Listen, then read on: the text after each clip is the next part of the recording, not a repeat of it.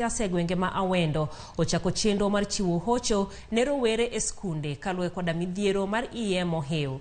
Ruoth ma orito Awendo location Paul Gwada wacho ni gitwa kod rowere e wi midhiero no ka gipuonjo gi yore ma bende ginyalo tiyo godo e gengo go. Gwada wacho ni bedo machiegni kod rowere matindo gidhi konyo gi mondo gibed thuolo kendo gi ol kata yowuoyi ma bende iteno kod mako momondo. No wacho ni gigeto jonyuol kod jopuonj kaka ginyalo rito nyithindgi e yo makare e seche ma gibedo kod romo e kor gwenge.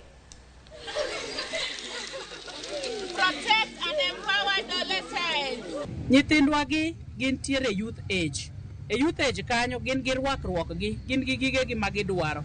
Ka janyuol okomiyo nyathi gik modwaro go, to ng'at moro ma wuoyi man gi pesa moro matin siling 50 kata 100 bro miye kaito nyathino bro yudo ich nikech siling 50 kata siling 100.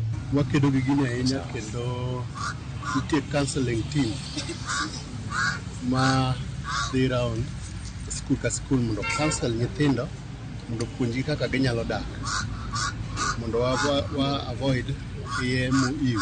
Watima chiegni kabisa gi jopuonje gi nyithindwa gi jonyuol gi Minister of Health gi Minister of Education be mondo wariwre kanyakla mondo wane kaka nyithindo gi nyalo yudo konyruok mondo onge nyathi kata achiel ma